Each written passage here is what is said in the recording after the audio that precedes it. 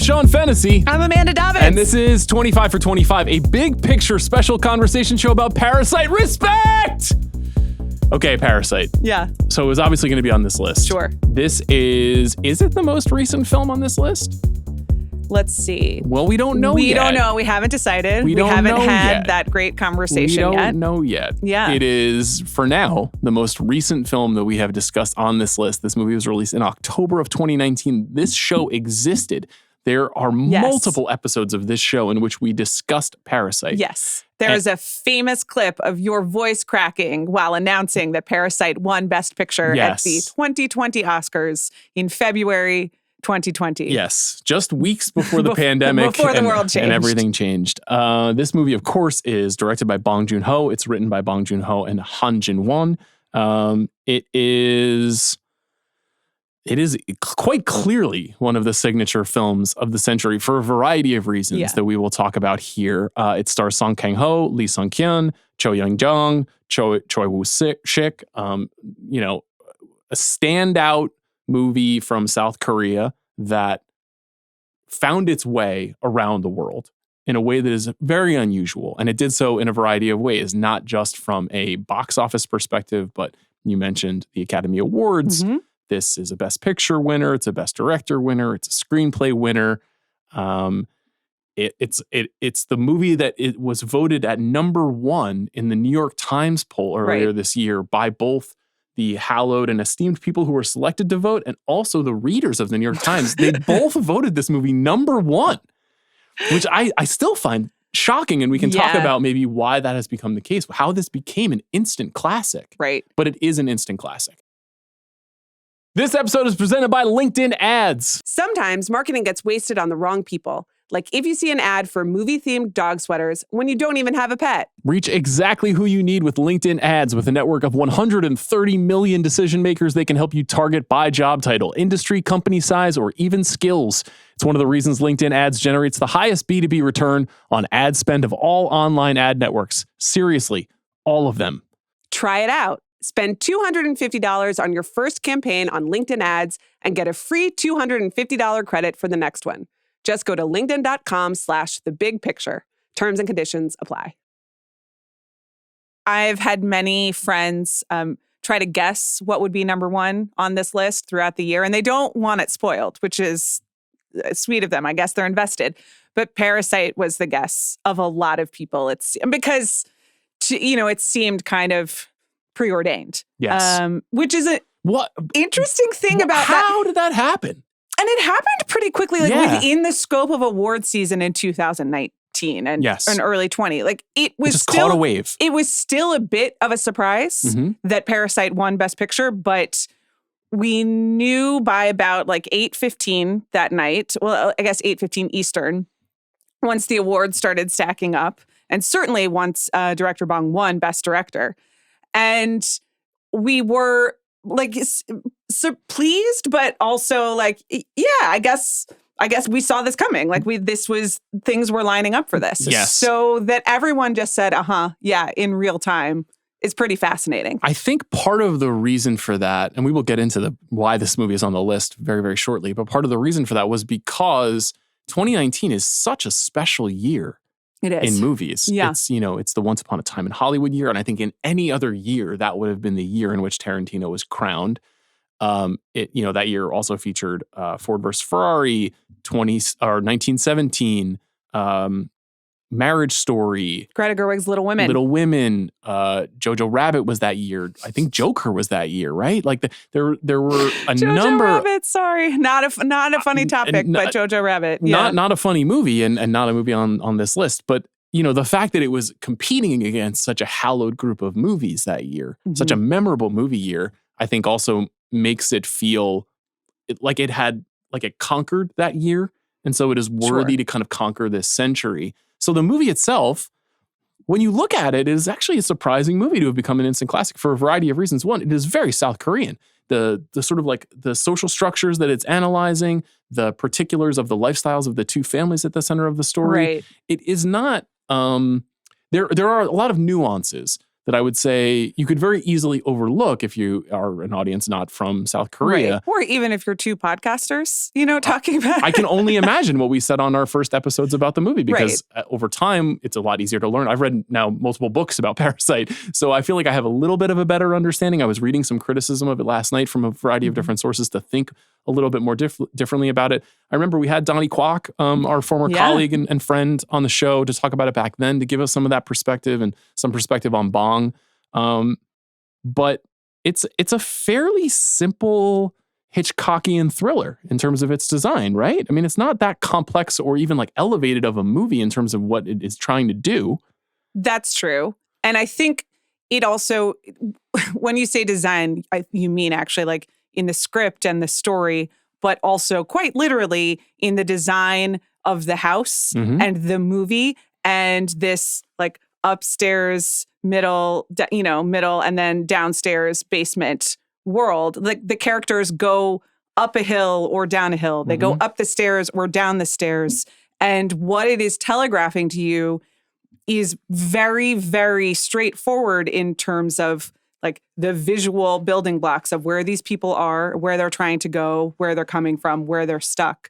So you or we may miss some of the particular sociological nuances to it being from South Korea. But there is also a universality and a directness to it that is quite literally constructed and into the film and, into the camera.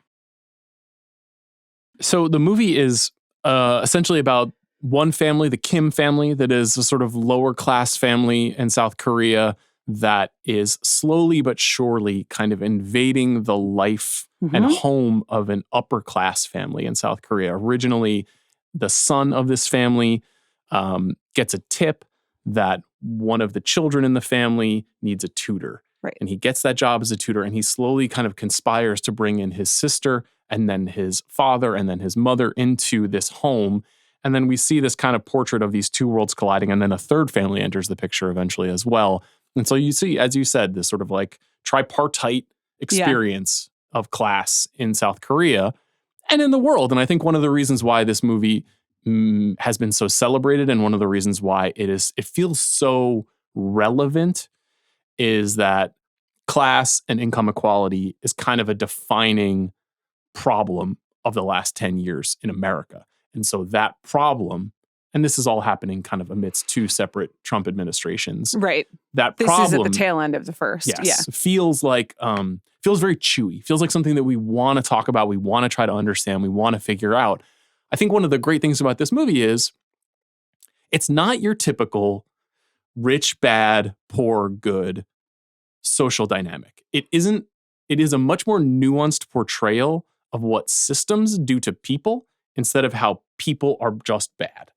And I think you can read this movie as purely Marxist if you want to. You can read it as just suspicious of capitalism. You could read it, I think, with a lot of empathy for the rich family if you chose to. I read a lot of different interpretations of it over the last few days, and it kind of stands up to all of those interpretations. And what you ultimately learn is that everybody that exists inside of this story has been victimized by the way that we live our lives in these organized societies.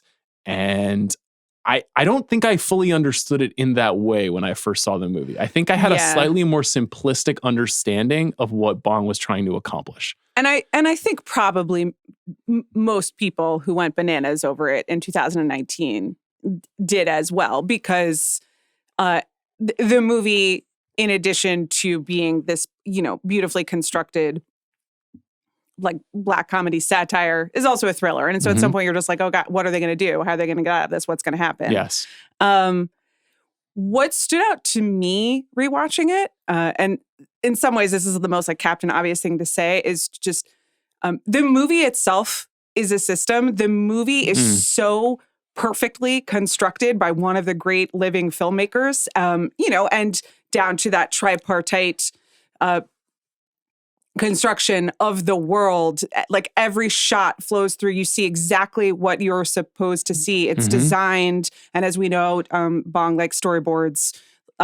Every image. Every single image. And So you are watching, to me, it was the feeling of watching all of these people almost like in a dollhouse being moved around by a director. I mean, the house is built in that way with like the big panoramic window and you see from both sides of it, but you see the people being moved around, which, you know, is a metaphor or a recreation of all of these people are just being cogs in the system that exists, that is, you know, late stage capitalism. Yeah. And I think you get like more different expressions of personal freedom in the movie too. Like when hearing you talk about that makes me think about this choice that Bong makes that is something I would have not picked up on if I had not heard somebody explain it, which is that the family, the Kim family, is often seen as a collective, as four people working together to try to accomplish something. Right. And or four people crammed in one room. Yes, because in part because of that, know? yes, the cramped space. And the Park family,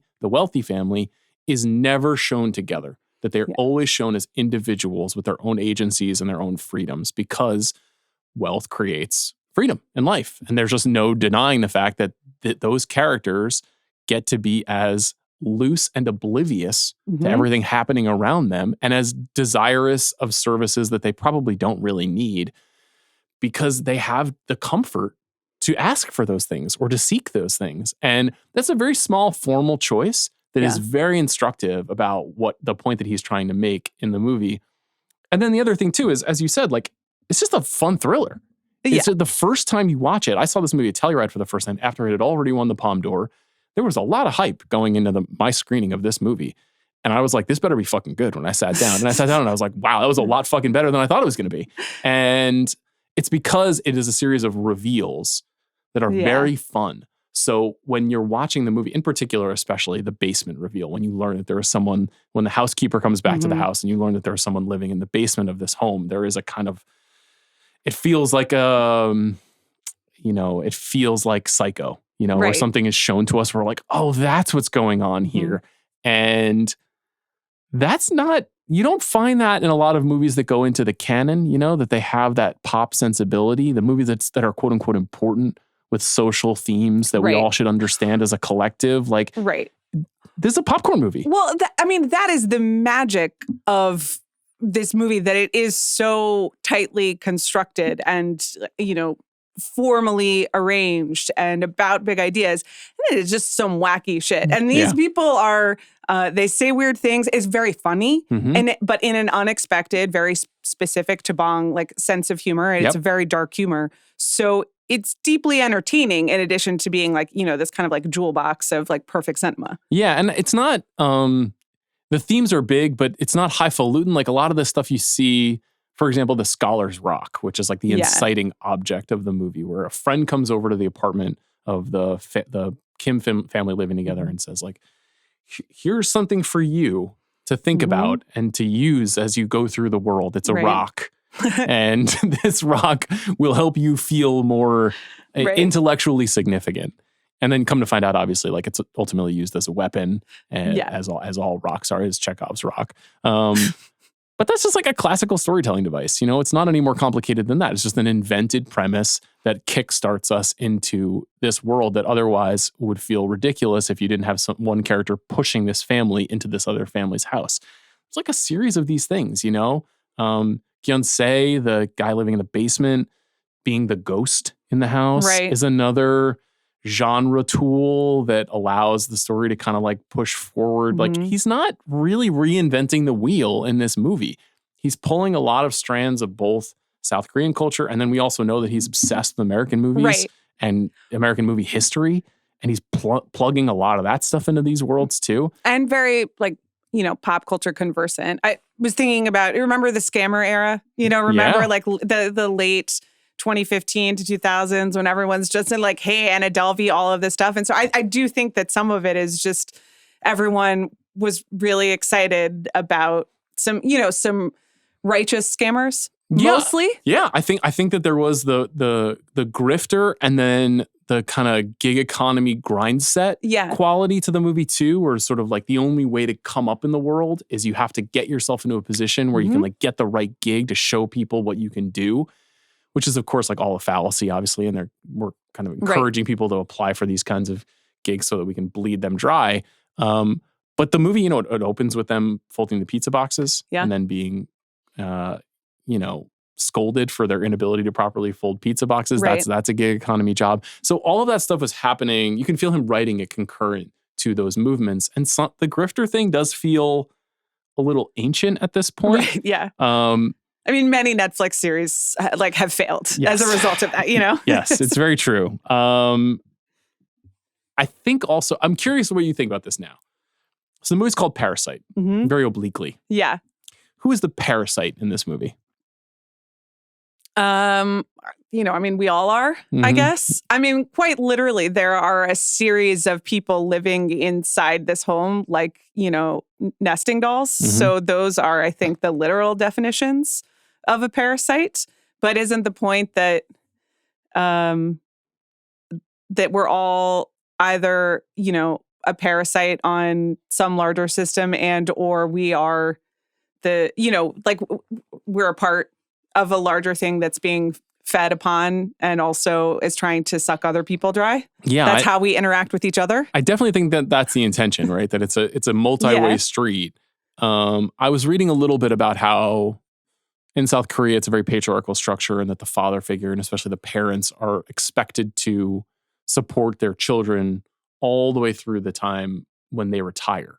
So it's a little bit different than how we think about it in the United States. Me, for example, I fled my home at 21 as soon as I possibly could. Right. And so because of that, the father figure in this movie, played by Song Kang-ho, an incredible performance, is the kind of the ultimate parasite because he's the father who maybe didn't create as much stability or was not able to create as much stability as other father figures.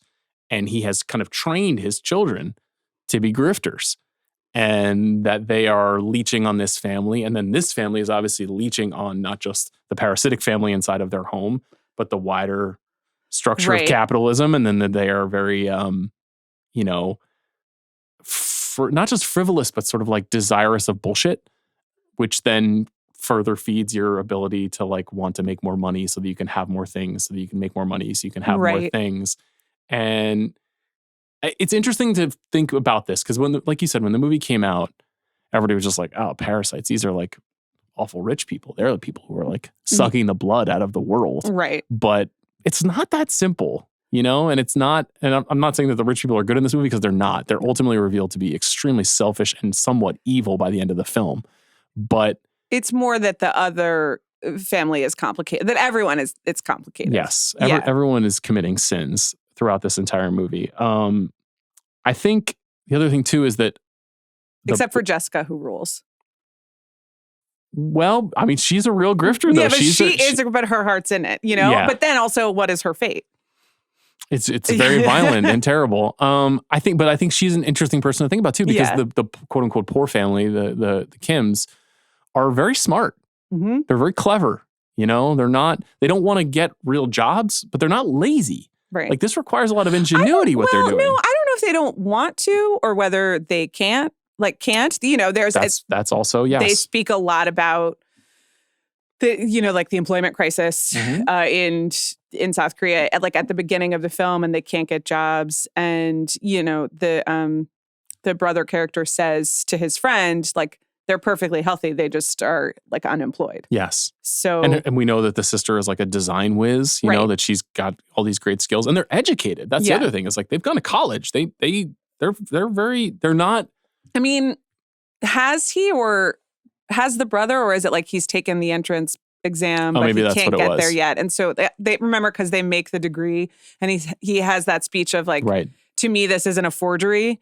It's just, I just printed it out early. Mm-hmm. So which there's a lot of delusion going on with everyone, which I think is probably an essential part of being a grifter and or a successful rich person in the world. I think they go hand in hand. Yeah. But I think it's asking you, does poverty drive people to become low-level criminals because of the inability to break the system? But the only difference between is it hustling or criminality? Exactly. Totally. And once you've made enough money, then you're not a criminal anymore. You're just a rich person. But then rich people also commit very elaborate crimes as well. Yeah. Yeah. I think it's an indictment of kind of the entire structure. Yes. Throughout. there are a number of ways that the difference between the two families is communicated. There's a wealth gap in their living arrangements, which we see in great detail in that home that has been expertly designed. And they both have front picture windows, but like, one is architecturally significant and, above ground. I was going to say one goes up and one goes down. One goes down. Yeah. But then there's a couple of other things. The stench of the Kims is something that we hear about all the time. They ride the subway. They live in a kind of filth. We see that they're surrounded by bugs that need to be literally fumigated inside of their home at the beginning of the film. When the flood does hit. Well, they accept free fumigation from the street. Yes, they pursue it. Yeah. They could have closed their window, but they leave it wide open. They sleep in the gymnasium after the flood. They don't shower.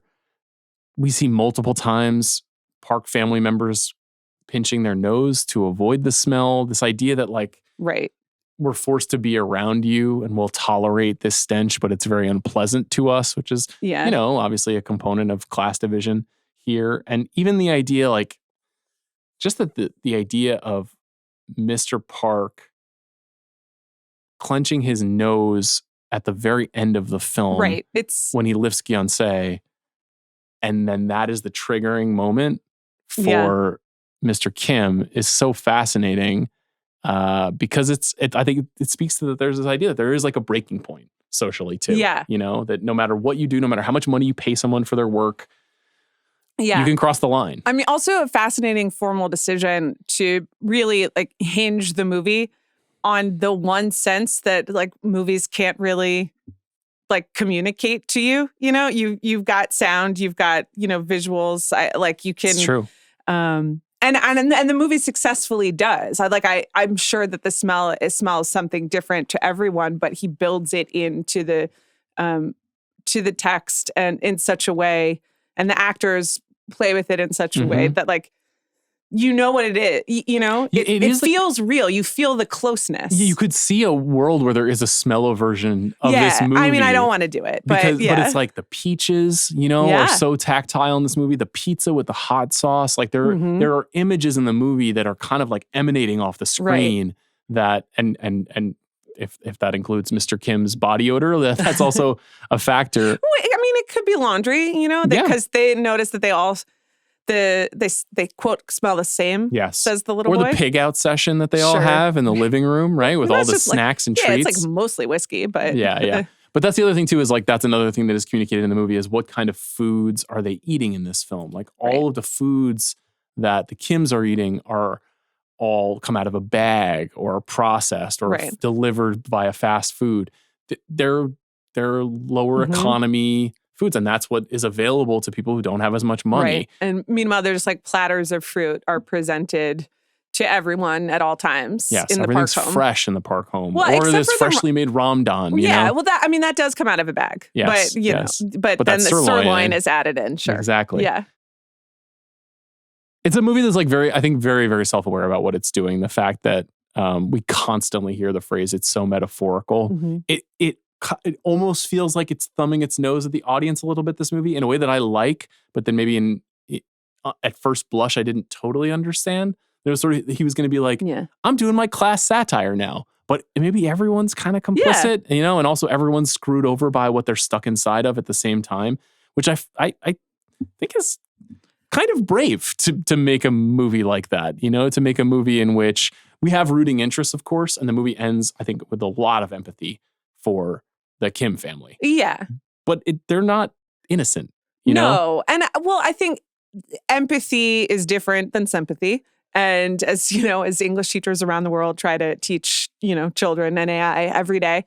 And also that I think the ending to me just finally after 2 hours of being this is absurd, and there's almost a nihilistic, this is a really messed up society, and everything is bad. Just brings a little heart and a little bit this is actually quite sad as well. Yes, it's tragic. It twists it twists the tone more than to me it twists who the hero and who the villain is. I agree. I saw a suggestion that I thought was intriguing that I had not fully considered, which is the Kim's downfall a result of a lack of solidarity with Moon Gwang, the housekeeper, the first housekeeper, and her husband. And if they had only conspired together in some way instead of trying to victimize one another, could all of this have been avoided somehow? Which, is a pretty, if that is intention, Right. that's a pretty severe class critique about the ability to overcome these systems. There is a lot of nuance in this. It doesn't have to be one way or the other, but it's a line of thought that I think makes this an even deeper movie.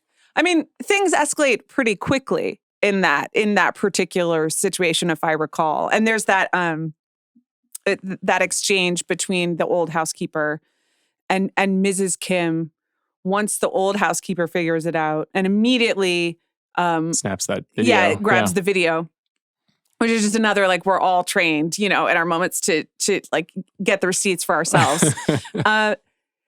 There is, the English translation is the Mrs. Kim calls her sis, and it's don't call me sis, which I assume is some form of like Korean what's the word, like familiarity, yeah. Like a tense thing that many languages have that the English doesn't really,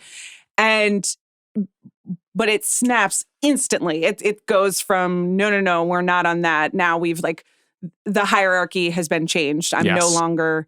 So it's not even really the Kims that aren't going along with it. The housekeeper sees an advantage. Yeah, they're not aligned quickly. Yes, they're trying to beat each other. And I think it's really more just like everyone is so everyone for themselves, which you have to be. Yes. In the world of Parasite, and probably also in the world at large, sadly, that there's no time for that. Yeah, it's crabs in a barrel trying to survive and willing to do anything to take advantage of one another.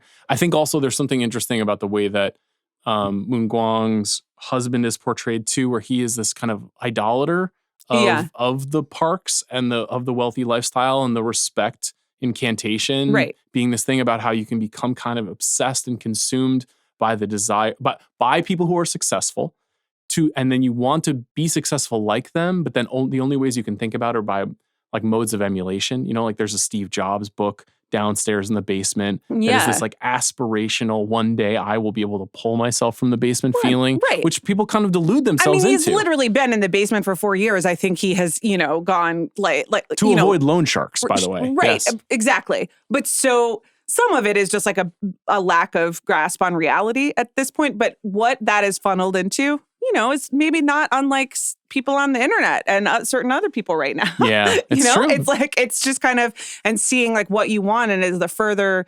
you dive into that world, just the more outsized it gets. I think this is a movie with one of the great endings of the 21st century. Yeah. Very heart-wrenching. The score for this film is amazing, and none more so than like in the kind of closing notes of the movie. But it's a film that is like pretty breakneck and comic. Yeah. And then has this kind of epilogue that is very sad, and I think is also like a grace note on that idea of delusion that you were talking about too, where you've got characters who think that they're going to be able to do something, but if you do the math, the idea of them ever being able to buy that home and free their father and make it work and come out into the sunlight and that like beautiful last shot. Yeah. The hug that will never be. It's just an absolutely beautiful movie with also, as you mentioned earlier too, like a series of ecstatic movie set pieces from, the basement raid at the beginning to the flood to, the role-playing sex scene. Yeah. And the idea of observing how desire plays out and the idea of like becoming less than the wealth class that you are to then be able to realize some sense of desire. Right. I mean, there's the whole sequence of, which is effectively like a heist in reverse, getting everybody in the house instead of out of the house, but just like completely exhilarating, and the selfies at the hospital come on. All edge of your seat stuff. And then the garden party too, which is to me like the most classical Bong setup, where there's like huge violent moments. It's very gory. It's very extravagant. There's a lot of food present. That's something you find in a lot of his work. It's an absolute culmination for one of the great movie directors of the last 25 years. That's weird. It's an interesting time to be talking about this because, he made Mickey 17 this year. Yeah. I think a movie that both of us liked and kind of got caught in the slipstream of, this is a letdown from Parasite and it didn't work at the box office. But I think you liked it more than I did. Mhm. I liked about 2/3 of it, and I really did not like the most timely kind of let me Broad dig social into commentary. broad social Yeah. commentary, Yeah. and specifically like the Mark Ruffalo as Trump of it all.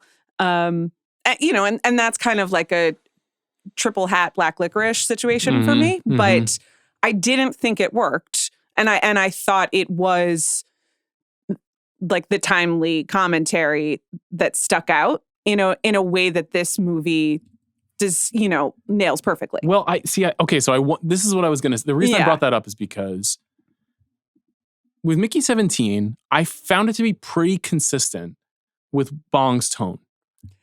Bong has a very antic, comic, absurdist tone in all Right. of his movies. And even when a movie feels like it's going to be deathly serious, like the first 20 minutes of The Host, where there's this like prologue about ecological damage Mhm. when they pour the formaldehyde down the sink, and then the kid being scooped up by the monster, and you're like, oh my God, this Right, is a yeah. severe epic monster movie. And then it's not that. It's like, it's this weird comic fantasia about families in South Korea amidst this monster attack. Obviously, the same is totally true for Okja. Yeah. Um, I think I prefer Okja more, and you're more of a Mickey 17 guy. yeah, I think they're all like in a very totally, comfortable but, stew. But there is a little bit like, Okja is more just that the kid is awesome. She's so great. Yeah. And then Super big. and Yeah. and like the outsized ridiculous characters are more like are broader characters as opposed to I was like, why is Mark Ruffalo doing Trump? Like I really was just like, I don't this doesn't work for me. I think what I'm trying to locate, and it's okay to not like it. I'm not saying you have to like it. It's more like there's plenty of broad social commentary in Parasite. It's just it's in South Korea. It's just not Sure. Trump. You know? So I think it's kind of like you have to take the good with the bad, or like the modes of that kind of stuff.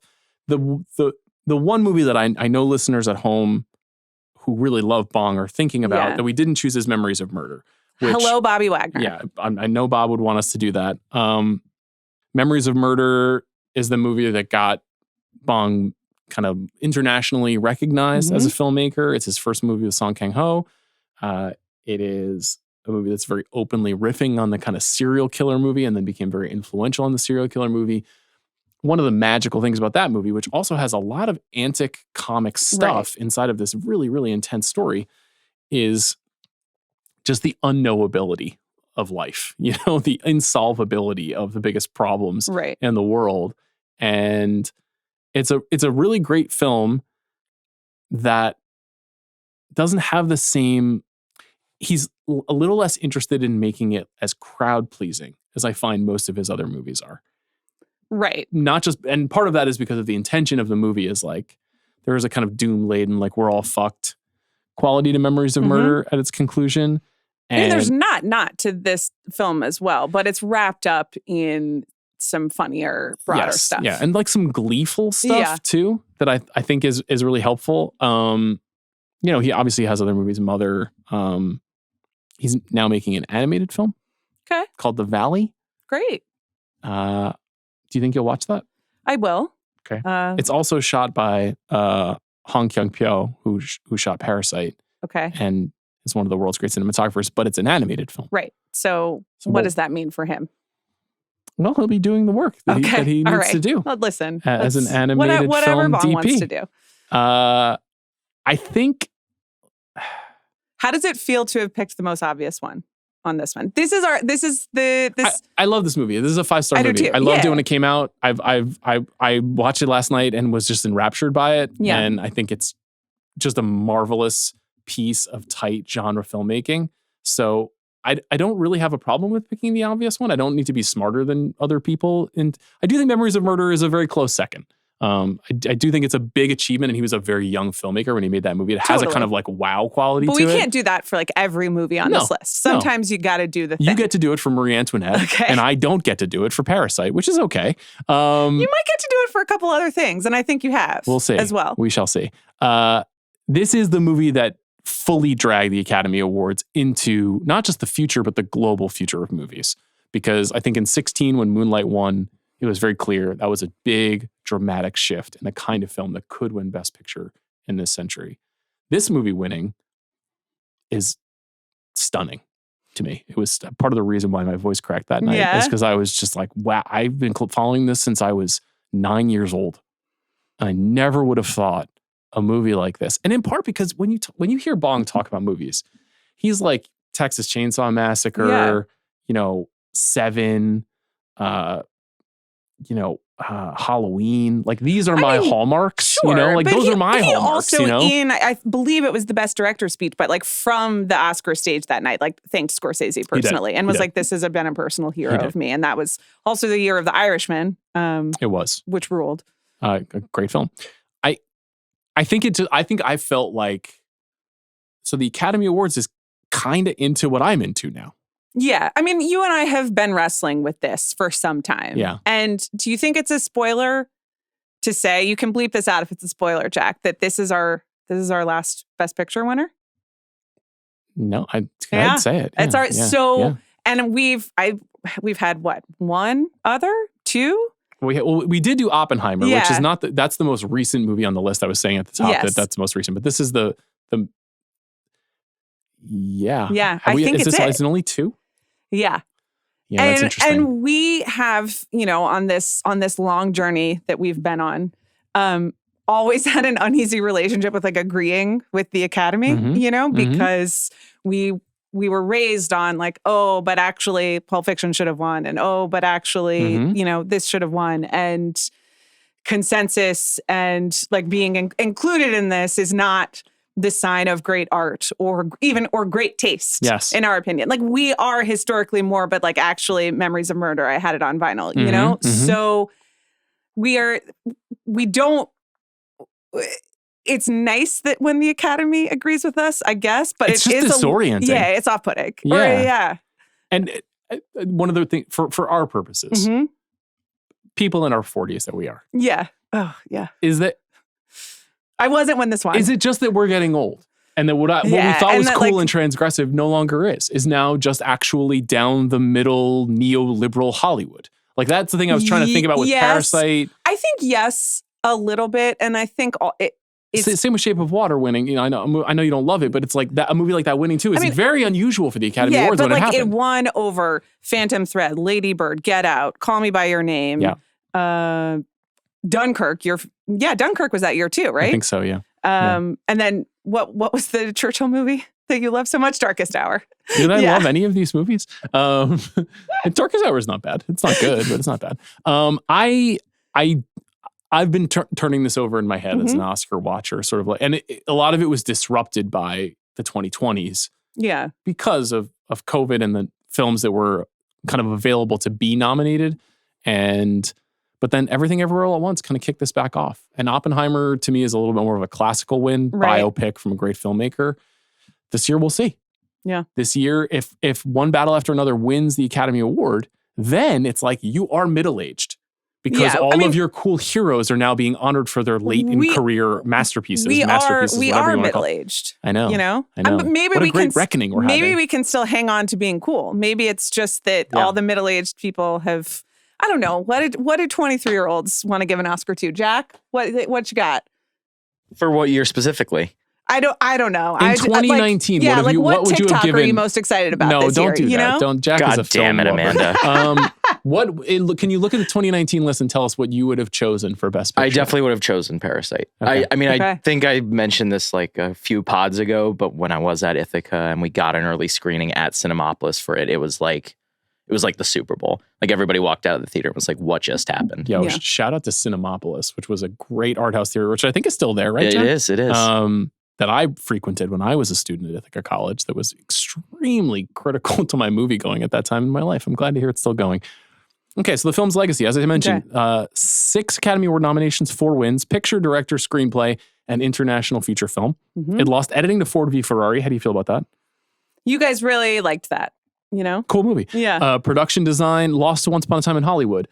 I thought the production design is one of the great achievements of this movie. It is. The design of the two homes, and some of it is done via computer-generated imagery, so that might have been part of it. But, one thing I forgot to say about this movie, I love a house movie, I know you do. It's a movie about house, so that's really, really important. But the production design, Oscar usually goes to a period piece. Yes. Almost always. So, and don't forget PTA, the lights, I mean, Once Upon a Time fucking rocks. It's so fantastic. This was a year that for me had 3 5-star movies. That's very unusual. Yeah. But my 3 5-star movies that year were this, Once Upon a Time, and Uncut Gems, which was not nominated for Best Picture, right. but Uncut Gems also came out. And it was an incredible year. A great movie year. I got to tell you, I rewatched Little Women on the plane back from New York. Also great. Might be terrific movie. I think we're talking a lot about Chalamet because Sure. he is, of course, in the new Josh Safdie movie. And that's an underrated great Chalamet performance. Not to me. The scene and the but meta I feel like it's getting like it's getting like pushed aside for all Right. his lead roles, but he's obviously just supporting in that movie. But he's wonderful in that. This movie has a 97 Metacritic score. Only 54 movies in the history of Metacritic have 97 or more. Read the rest of them. I don't have the list in front of me, unfortunately. What movies is this standing in for? Now, we talked about Memories of Murder and the Bong filmography. Mm-hmm. I was trying to think of a couple of movies that are class conscious because I do think that Class is the new vanguard of the Academy Award film. Mm-hmm. But a couple that sprung to mind, Bridesmaids, which weirdly, a movie that I think you could have made the case could be on our list. One of the great comedies of the time. We put Anchorman on, but I think that it was in discussion for that spot. That is very much a movie about like a have and a have not in close quarters and being able over to a very stuff. emotional time. Yeah. And the Florida Project, of course, and then along with the Florida Project, you have the other Sean Baker film about class. Honora. And then I put Honora together with Moonlight and Hurt Locker, which are sort of the Academy's doing this now moments. Yeah. Yeah. Where like critically acclaimed, quote unquote, smaller movies that we don't associate with Best Picture in the vein of, some historical epic. The big differentiator between Parasite and these 3 films that you have here is that those 3 films are the 3 lowest grossing Best Picture winners of all time, COVID restrictions edition. This movie went on to make well over $200 million around the world. This is an insane financial success for Bong, and is one of the reasons why he got to make Mickey 17. He got a real proper American studio blank check after the success of this movie. I'm curious about the rest of his career because, he's not getting $150 million again anytime soon. Right. That's not, but he does have, he'll have support in South Korea and the pretty significant financial system that has helped produce a lot of his movies there for the longest time. And he does like to kind of move back and forth between US features or, US and British casts and the South Korean features. And sometimes he blends those two things together. And, doing an animated movie makes a ton of sense when you think about the way that he designs all of his films. For sure. The storyboarding being converted. Also do what you want, Yeah. I mean, if the outsized financial success of Parasite earns you anything, and kind of the magic of Parasite is that he was just making the movie that he wanted to make, and then it went bananas. So I don't know. He can make an animated film. He can do weird stuff. Like, what does he have left to prove? I mean, he has nothing to prove at this point. Obviously, he goes into he's in the pantheon at this point. I'll be interested to see though, like if America kind of continues to care about him. Right. That's a very ethnocentric point of view, but this is an American movie podcast, and I'll certainly watch anything that he makes. The other thing that I think he was kind of a knockdown effect of this was Yoon Ye-jung won Best Supporting Actress at the Academy Awards a couple years later for Minari. And there's so few foreign language acting prizes in Oscar history. And even though no one from the Parasite cast was nominated, it did win the SAG Ensemble Award, which was seen as one of those moments where it was like, oh, wow, this is really happening. Right. And I now wonder if you will see, hopefully, more and more, for international feature performances getting nominated for Oscars, winning Oscars. I'm kind of fascinated by Sentimental Value this year. I think we're going to have a couple because this year. Of that. Yeah. There's definitely some stuff in play where it's not just like, okay, yeah, Jafar Panahi made an amazing movie. Let's give him an international feature and then pretend like nothing else ever happened. Obviously, I'm Still Here. We saw an acting performance from that film last year. I do think that's going to happen a lot more, which is very cool for the Oscars. It does do the thing of like kind of reducing the pool of awareness because just those films none of those films are Parasite. And it's going to be hard to replicate the phenomenon like quality of this. But that's also just a great outcome from this movie. Recommended if you like. Yeah. Bong has cited The Housemaid, the South Korean kind of black comedy thriller satire, many times as a key inspiration for this movie. I wrote down Us, which has also got a kind of, it's a mirror image of two families, but there's a basement in that, right? There's class for sure as a factor in that one. Corietta's Shoplifters, also this year. I agree. Yeah, they're kind of twinned. They are. I wrote The Host also for the Bong heads. Right. Fight Club. I see it. Yeah. How do we break the system? Yeah. That's what that movie is about. And delusion. Yeah. And broad satire in which kind of everyone is guilty. Right. Likewise for The Killing of a Sacred Deer. Sure. But a lot darker. I mean, but pretty funny. Yeah, but like really real messed up. Yeah. And with a real chaos agent. Yeah. In Barry Keoghan. I see you've got an addition here. Sure. Downton Abbey. Yeah. The Houses, grand finale, upstairs, or downstairs, the whole series? anything, anywhere you want to go. But it's slightly lighter, but not trending great for anyone in that world at the end of the grand finale. I mean, I guess they're like sort of emotionally fulfilled, but otherwise, maybe Bong could do down 4. That would be good. I would watch that. This is a great movie. You feel good about number 8? I say this every time. It's like we've moved past numbers, It's all vibes. Well, I just at this point, it makes me feel a little queasy when I really start thinking about them. They're all great movies. We're at the point now when I tell my husband, like, oh, sorry, I have work. I have to go watch like X movie. He's like, that's not really a half situation. Yeah, I know. So I feel okay. Well, I also went down into my basement, my dungeon, to watch this movie last night, and I had a similar I'm sorry, Eileen. As soon as bedtime is over, I can't sit with you. I have to go get into my spreadsheet. And at first, I was like, it had been a long weekend. Yeah. And I didn't want to do work on a Sunday night, as I often am. Sure, same. And then within 10 minutes of the film, I was like, yeah, this is such a good movie. This is just such an engaging, emotional, funny, strange film. Yeah. The next 7 are not quite like this. That doesn't mean that they're any less good. They all have different energies, the final 7. Yeah. There's no sameness now. That's called list making. It is. Some good variety. Any closing thoughts? I recommend Parasite if you haven't seen it. I would too. Thanks to our producer, Jack Sanders, for his work on this episode. Later this week, on Friday, we've decided to separate 2 films. We were going to do House of Dynamite and Springsteen Deliver Me From Nowhere in the same episode. I'll just be completely transparent here. I thought that a movie that was coming out in November was going wide, and it's not. Okay. So now we're going to push the schedule a little bit. So this Friday, Springsteen Deliver Me From Nowhere. Yeah. Me, you, CR. Yes. The true Nebraska head of the 3 of us. Talking about one of the awards acting showcases of the year. And then on Monday, after everyone's had a chance to watch it on the Netflix streaming platform, we will talk about House of Dynamite. Okay. Does that sound good to you? I'm ready. Okay, we'll see you then.